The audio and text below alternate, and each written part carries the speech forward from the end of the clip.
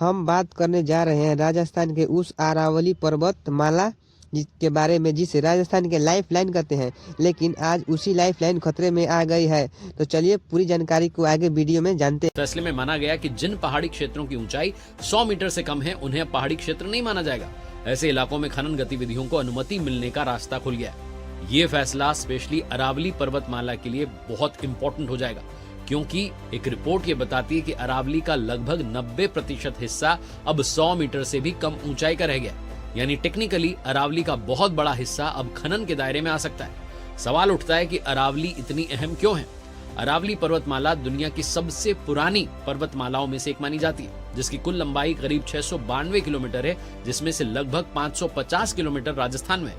Aravalli Delhi NCR से शुरू होकर राजस्थान होते हुए गुजरात के पालनपुर तक जाती है। राजस्थान की सबसे ऊंची चोटी गुरु शिखर माउंट आबू में स्थित है, जिसकी ऊंचाई 1727 मीटर है। सबसे अहम बात यह कि राजस्थान की अधिकांश नदियों का उद्गम अरावली पर्वतमाला से ही होता है। यही कारण है कि इसे राजस्थान की पहचान और लाइफ लाइन कहा जाता है। अब समझते हैं कि अगर ये फैसला पूरी तरीके से लागू हो गया तो क्या हो सकता है। अगर 100 मीटर से कम ऊंचाई वाले अरावली क्षेत्रों में खनन शुरू हुआ तो इसका सीधा असर एनवायरमेंट पर पड़ेगा।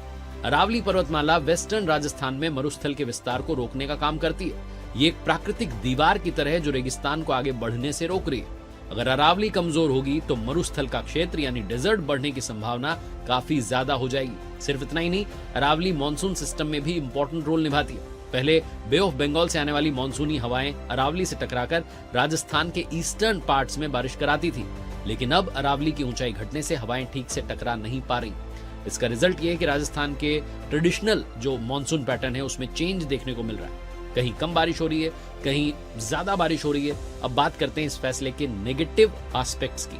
अरावली पर्वतमाला अगर और अधिक क्षरण होता है तो राजस्थान में डेजर्ट बढ़ जाएगा तेजी के साथ, गर्म हवाओं का असर बढ़ेगा, टेम्परेचर और ज्यादा असंतुलित होगा। मॉनसून सिस्टम वीक होने से वर्षा कम हो सकती है, जिसका सीधा असर कृषि पर पड़ेगा। फसलों की पैदावार घटेगी और जल संकट और गहरा सकता है। अरावली से निकलने वाली कई नदियां और जल स्रोत धीरे धीरे समाप्त हो सकते हैं। भौगोलिक असंतुलन बढ़ने से भूकंपीय गतिविधियों के प्रभाव भी ज्यादा महसूस किए जा सकते हैं। कुल मिलाकर राजस्थान की जलवायु और पर्यावरण पर इसका गहरा नेगेटिव असर पड़ सकता है। एक्सपर्ट्स कहते हैं कि अरावली की ऊंचाई कम होने और पेड़ों की भारी कटाई के कारण ये पर्वतमाला वैसे ही कमजोर होती जा रही है। 1990 के डेकेड के बाद शहरी विकास, निर्माण कार्य और खनन की एक्टिविटीज ने इस प्रोसेस को और तेज कर दिया। हालांकि 2002 में सुप्रीम कोर्ट ने अरावली में अवैध खनन पर रोक लगाने के आदेश दिए थे, लेकिन जमीनी स्तर पर क्षरण पूरी तरह रुक नहीं पाया। आखिरी में सवाल सबसे बड़ा यही है कि विकास और पर्यावरण के बीच संतुलन कैसे बनेगा। अरावली सिर्फ पत्थरों का ढांचा नहीं है, राजस्थान की जलवायु, खेती, पानी और जीवन से सीधे जुड़ी हुई है। अगर इस प्राकृतिक कवच को नुकसान पहुंचता है तो इसका असर आने वाली जनरेशंस को भी भुगतना पड़ेगा। आज जरूरत है इस फैसले को सिर्फ कानूनी नजरिए से नहीं बल्कि पर्यावरण और भविष्य के नजरिए से भी देखने की, क्योंकि अगर अरावली सुरक्षित है तभी राजस्थान सुरक्षित है।